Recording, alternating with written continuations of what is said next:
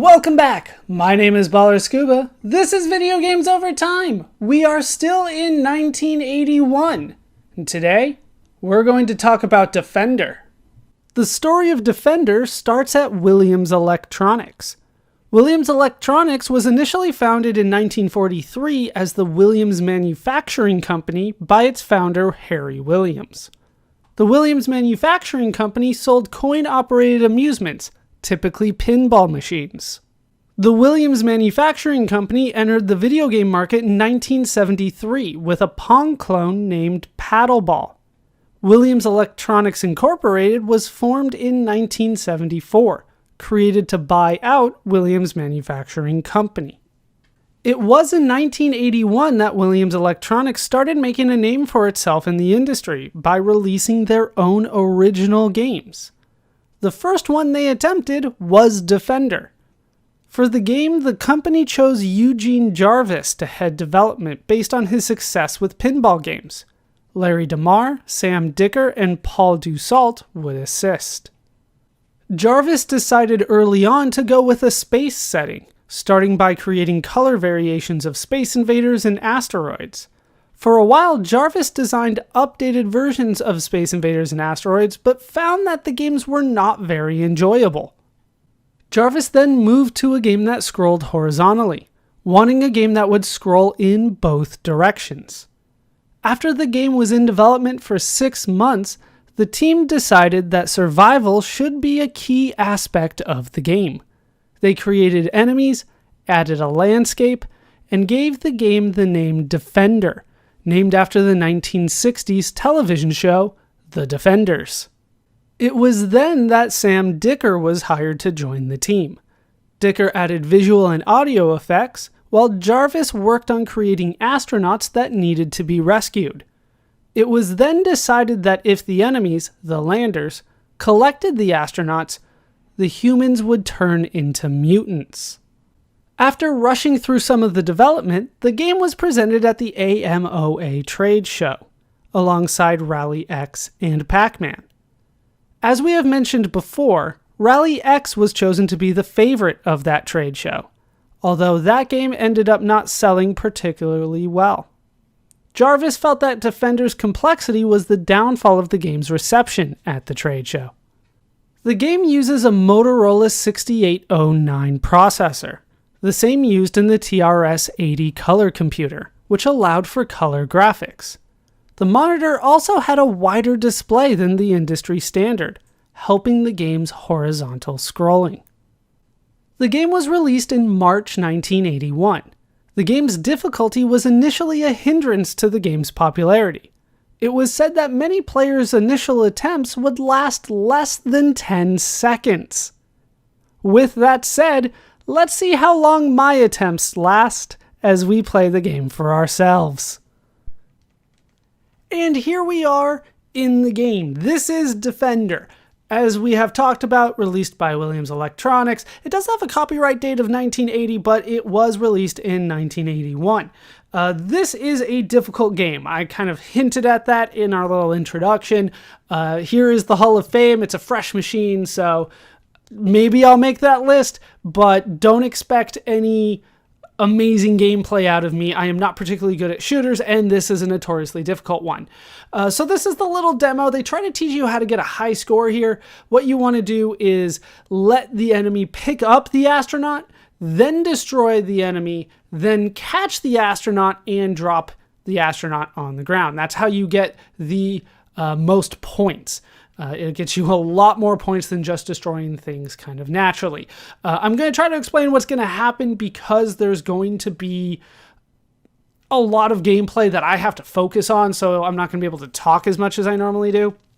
But basically how this game functions is that you have basically up and down, and then you have thrust, you have reverse, you can shoot, and then you kind of have a screen clearing attack. And there's also a warp button that works very similarly to how it worked in Asteroids. Once again, though, I'm not going to use it I actually, during practice, have not been able to use the warp button without instantly dying, so I'm probably not going to do that too much. My goal is not necessarily to get a high amount of points. My goal is to survive and clear one level. If I can clear one level, I'm going to call that a success, just so you guys are aware of my skill level in this game. It's a difficult game. Those baiters are what kill me most often. Although those bombers and what are those called? The pods are not that easy either. If the lander is able to take the astronaut all the way to the top of the screen, the astronaut then becomes a mutant, and those things kind of come at you a lot. All right, I think I've explained the game well enough. Let's go ahead and drop in a quarter and start playing the game. All right, so you can go up and down, then you can thrust, and you can shoot. I'm probably not going to go in reverse to start here. I'm probably going to try to focus on... I got you. I got you. Ooh, that was too close. I'm just going to try to focus on going forward and trying to clear the wave. Well, okay. No. Oh, astronaut died.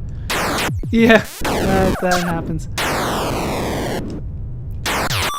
Okay, we got you, and we're going to drop you down there. Okay, we have a mutant after us. No, no. We have a couple mutants after us.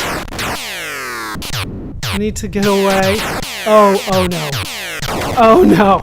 Yeah, that was bad. There was just a lot kind of happening there. Yeah, the mutants kind of always come for you, so you kind of want to be on the lookout for them. Looks like there's not too much left here. All right, we made it through attack wave 1. I'm going to consider this a successful run then, because I'm not particularly good at the game. I need to use my screen clears a little bit better, but I didn't think of it until it was too late. All right, there's one. I get 3 of them, but I've never made it out of wave 2 before. So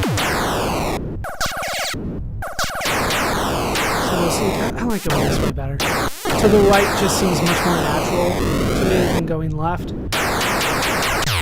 How did I not hit any of them? Jeez. Alright, game over. I did get into the Hall of Fame, so we'll put my name in. Yeah, this is a difficult game. It's fun, don't get me wrong, but don't expect to be here a long time on a single quarter, especially when you're new. I will say that I looked up the world record. We'll talk about that more in my modern review. But there's 2 world records, basically, one for points and one for time. And the time one is something insane, like 30 plus hours straight of playing Defender. So not going to happen for me. Don't think you guys would necessarily want to watch that. At least me doing it. Okay. Yeah, you can try to keep an eye on the radar at the top of the screen. It kind of gives you a hint as to when enemies are picking up the astronauts and, possibly turn them into mutants. I was keeping an eye on the mutant at the top and got hit.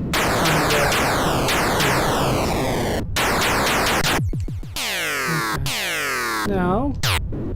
Okay, we're gonna go this way. You can get quite a bit of speed in this game. Yeah, this is how my normal attempts have been.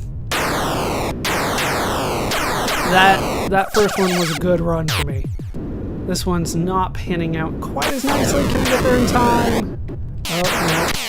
And you got that guy chasing me. Those things are really bad for me. Those baiters. They come right for me. All right, another quarter. Let's head in again. I even have like a custom setup that feels very comfortable for me for the controls on this. And I'm still not being able to do what I want. Because the game is very difficult. It has a very steep learning curve, is the way that I should phrase it. If you can... I didn't even see you. If you can get over that initial learning curve, then the game will be a lot more fun for you.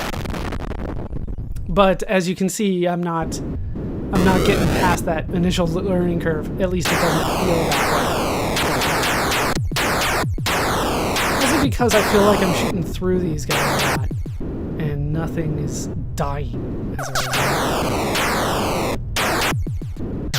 Oh, no. Alright, well, we got to see the astronaut get turned into a mutant. Wasn't necessarily the best, but oh jeez. Alright, get me out of there. Oh, and the beta's right on me. Of course it is. Oh, these are not good runs. That first one was good. Let's put another quarter in and go for it again. So yeah, that's basically the game. I wish I could show off more some of the higher levels and stuff like that, because we didn't get a chance to see some of the tougher enemies in the game. But you know, it's a matter of my skill level not being where it needs to be for that to happen. Sometimes they just come right at you.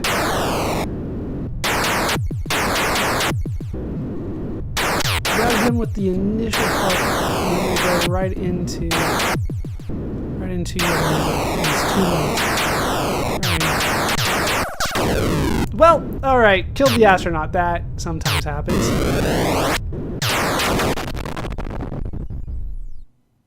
Not sure how I could have avoided that, but felt like that was possible to avoid. Like I said, those betas are so much worse. Yeah, you can kill astronauts pretty easily in this game. Alright, I made it through Attack Wave 1 again. My points are not very good, though. Yeah, that's the end of that. I got a couple more in me, I think. But nothing was as good as that first run. Let's take you out here. Like, they have to be on the screen for your laser to hit them. Even though it looks like your laser should, go off forever. And I killed a human. It happens. Get me away. Okay.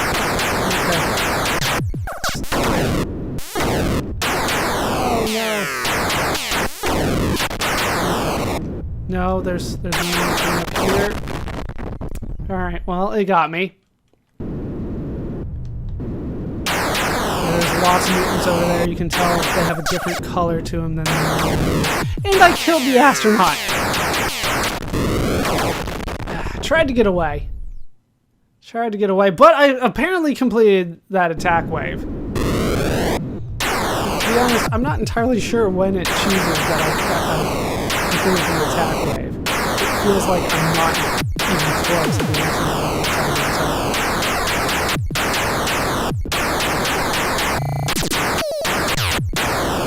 Okay. Alright, just get rid of you guys.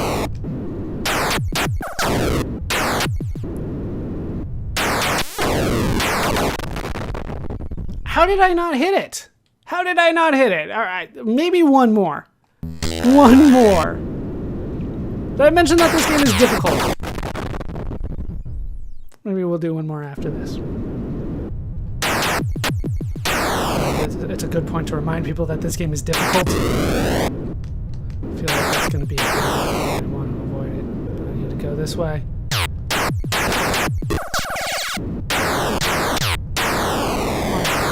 How did that miss? Alright, I got you. Drop you. We did it. Thought I got there in time. Just die. No! How dare you? I was doing fairly well.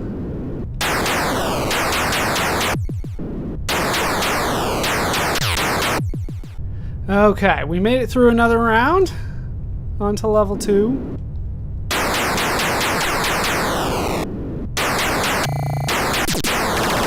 Just make that on all the points. No! There's so many! Alright, well, what should I do with them?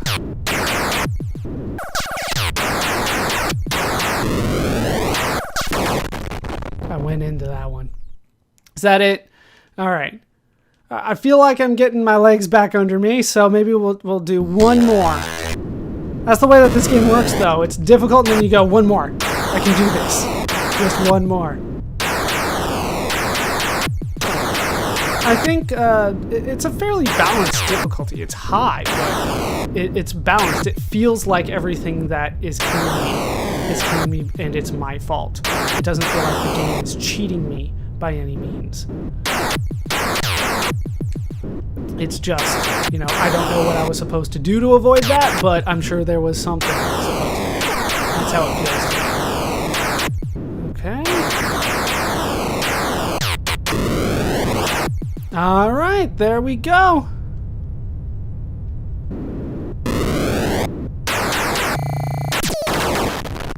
I died anyway.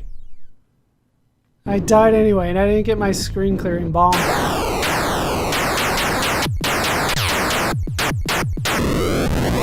Okay. So far. I was about to say so far so good, but then I ran into the thing. And I wanted to avoid it. I ran into things. Just I saw it and I thought I was out of the range of it. Oh, I want to keep going, but I think that is good enough for today. So that is Defender. I made it to the bottom of the Hall of Fame. Gonna call that a victory.